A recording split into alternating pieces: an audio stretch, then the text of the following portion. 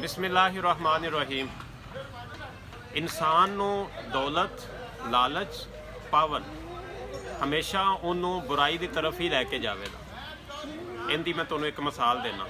Doctor ਫੋਸਟਸ ਇੱਕ ਐਸਾ ਕਿਰਦਾਰ ਗੁਜ਼ਰਿਆ ਕਿ ਜਿਹਨੇ ਡਾਕਟਰ ਆਫ ਫਿਲਾਸਫੀ ਕਰ ਲਈ, ਉਹ ਵੀ ਇਸਲਾਮੀਆਤ ਦੇ ਵਿੱਚ।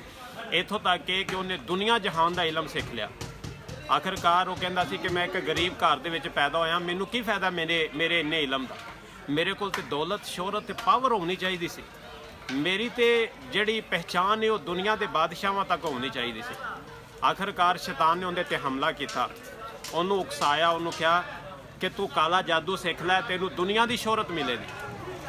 ਡਾਕਟਰ ਫੋਸਟਸ ਇਸ ਚੀਜ਼ ਤੇ ਰਾਜ਼ੀ ਹੋ ਗਿਆ। ਸ਼ੈਤਾਨ ਨੇ ਕਿਹਾ ਉਸ ਬਦਲੇ ਦੇ ਵਿੱਚ ਤੈਨੂੰ ਆਪਦੀ ਰੂਹ ਸਾਡੇ ਕਬਜ਼ੇ 'ਚ ਰੱਖਣੀ ਪੈਦੀ।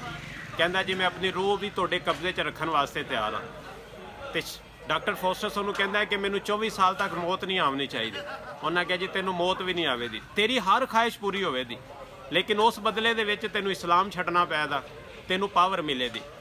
ਕਾਲਾ ਜਾਦੂ ਸਿੱਖਣਾ ਪਏਗਾ, ਤੈਨੂੰ ਦੁਨੀਆ ਦੀ ਸ਼ੋਹਰਤ ਮਿਲੇਗੀ। ਆਖਿਰਕਾਰ ਬੰਦੇ ਦਾ ਜ਼ਮੀਰ ਵੀ ਤੇ ਅੰਦਰੋਂ ਕਦੀ ਕਦੀ ਉਹਨੂੰ ਝੰਜੋੜ ਰਿਹਾ ਹੁੰਦਾ ਹੈ ਨਾ। ਉਹਦੇ ਕੋਲ ਇੱਕ ਫਰਿਸ਼ਤਾ ਆਦਾ ਹੈ, ਉਹਨੂੰ ਕਹਿੰਦਾ ਡਾਕਟਰ ਫੋਸਟਸ ਤੇਰੀ ਜ਼ਿੰਦਗੀ ਦੇ ਚੰਦ ਦਿਨ ਨੇ ਗੁਜ਼ਰ ਜਾਣੇ ਨੇ, ਲੇਕਿਨ ਤੂੰ ਇਸਲਾਮ ਨੂੰ ਛੱਡ ਕੇ ਮੁਰਤਦ ਨਾ ਹੋ, ਕਾਲਾ ਜਾਦੂ ਨਾ ਸਿੱਖ। ਉਹ ਕਹਿੰਦਾ ਨਹੀਂ, ਮੈਂ ਕਾਲਾ ਜਾਦੂ ਸਿੱਖਣਾ ਹੈ। ਆਖਰ ਉਹ ਦੁਨੀਆ ਦੇ ਵਿੱਚ ਉਹਦਾ ਨਾਂ ਪੈਦਾ ਹੋ ਗਿਆ, ਦੌਲਤ ਵੀ ਉਹਨੂੰ ਮਿਲ ਗਈ, ਸ਼ੋਹਰਤ ਵੀ ਮਿਲ ਗਈ, ਦੁਨੀਆ ਦੇ ਵੱਡੇ ਵੱਡੇ ਬਾਦਸ਼ਾਹ ਉਹਨੂੰ ਆਪਣੇ ਕੋਲ ਬੁਲਾਦੇ ਨੇ।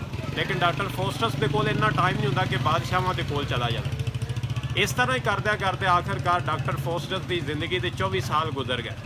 ਉਹਦੀ ਜ਼ਿੰਦਗੀ ਦੇ 24 ਸਾਲ ਪੂਰੇ ਹੋਣ ਦੇ ਵਿੱਚ ਸਿਰਫ 2 ਘੰਟੇ ਬਾਕੀ ਰਹਿ ਗਏ। ਤੇ ਫਿਰ ਉਹਨੂੰ ਉਹਨਾਂ ਦਾ ਰੱਬ ਯਾਦ ਆਉਣਾ ਸ਼ੁਰੂ ਹੋ ਗਿਆ। ਕਹਿੰਦਾ ਯਾ ਅੱਲਾ, ਮੈਂ ਤਾਂ ਆਪਦੀ ਜਾਨ ਤੇ ਬੜਾ ਜ਼ੁਲਮ ਕਰ ਬੈਠਾ, ਮੈਨੂੰ ਤੂੰ ਮਾਫ ਕਰ ਦੇ। ਲੇਕਿਨ ਜਦੋਂ ਉਹ ਅੱਲਾ ਦੇ ਕੋਲੋਂ ਰੋ ਰੋ ਕੇ ਦੁਆਵਾਂ ਕਰਦਾ ਪਿਆ ਸੀ ਤੇ ਸ਼ੈਤਾਨ ਉਹਦੇ ਤੇ ਨਾਜ਼ਲ ਹੋਇਆ। ਉਹਨੂੰ ਇਹ ਲੱਗਾ ਕਿ ਕਿਤੇ ਰੱਬ ਨੂੰ ਇਹਦੇ ਤੇ ਤਰਸ ਹੀ ਨਾ ਆ ਜਾਵੇ। ਉਹਨੂੰ ਫੜਦਾ, ਉਹਦੇ ਟੁਕੜੇ ਟੁਕੜੇ ਕਰਕੇ ਉਹਨੂੰ ਜਹੰਨਮ ਦੇ ਵਿੱਚ ਛੱਡ ਕੇ ਤੇ ਉਹਦਾ ਜਹੰਨਮ ਦਾ ਬਾਲਣ ਬਣਾ ਦੇਣਾ। ਇਸ ਚੀਜ਼ ਤੋਂ ਸਾਬਤ ਇਹ ਹੋਇਆ ਕਿ ਹਮੇਸ਼ਾ ਅੱਲਾ ਦੀ ਰਜ਼ਾ ਤੇ ਰਾਜ਼ੀ ਰਹਿਣਾ ਚਾਹੀਦਾ। ਉਹ ਤੁਹਾਡਾ ਸਭ ਤੋਂ ਬਿਹਤਰ ਖੈਰ ਖਾਹ ਹੈ। ਇਹ ਬਜ਼ੁਰਗ ਨੇ ਹਮੇਸ਼ਾ ਮੈਨੂੰ ਗਾਈਡ ਕਰਦੇ ਨੇ, ਪਿਆਰ ਦਿੰਦੇ ਨੇ, ਆਪਦੇ ਪੁੱਤਰਾਂ ਤਰ੍ਹਾਂ ਸਮਝਦੇ ਨੇ। ਮੈਂ ਵੀ ਇਹਨਾਂ ਦਾ ਬਹੁਤ ਦਿਲੀ ਤੌਰ ਤੇ ਇਹਤਰਾਮ ਕਰਨਾ। ਮੈਂ ਉਹਨਾਂ ਲੋਕਾਂ ਦਾ ਵੀ ਸ਼ੁਕਰੀਆ ਅਦਾ ਕਰਨਾ ਕਿ ਜਿਹੜੇ ਮੈਨੂੰ ਗਾਈਡ ਕਰਦੇ ਨੇ, ਜਿਹੜੇ ਮੈਨੂੰ ਸਪੋਰਟ ਕਰਦੇ ਨੇ, ਮੇਰੀ ਵੀਡੀਓ ਨੂੰ ਵਾਇਰਲ ਕਰਦੇ ਨੇ। ਅੱਜ ਦਾ ਮੇਰਾ ਪੈਗਾਮ ਸਾਰੇ ਲੋਕਾਂ ਵਾਸਤੇ ਆ, ਸਾਰੇ ਬੱਚਿਆਂ ਵਾਸਤੇ ਆ। ਹਮੇਸ਼ਾ ਮਿਹਨਤ ਕਰੋ ਨੇਕ ਨਿਸ਼ਤੀ ਦੇ ਨਾਲ, ਲੇਕਿਨ 2 ਨੰਬਰੀ ਦੇ ਨਾਲ ਮਿਹਨਤ ਨਾ ਕਰੋ। ਤੁਹਾਡੀ ਜ਼ਿੰਦਗੀ ਗੁਜ਼ਰ ਹੀ ਜਾਣੀ ਹੈ ਔਰ ਇਹ ਜ਼ਿੰਦਗੀ ਮਿਲਣੀ ਵੀ ਇੱਕ ਵਾਰੀ। ਬਹੁਤ ਸ਼ੁਕਰੀਆ।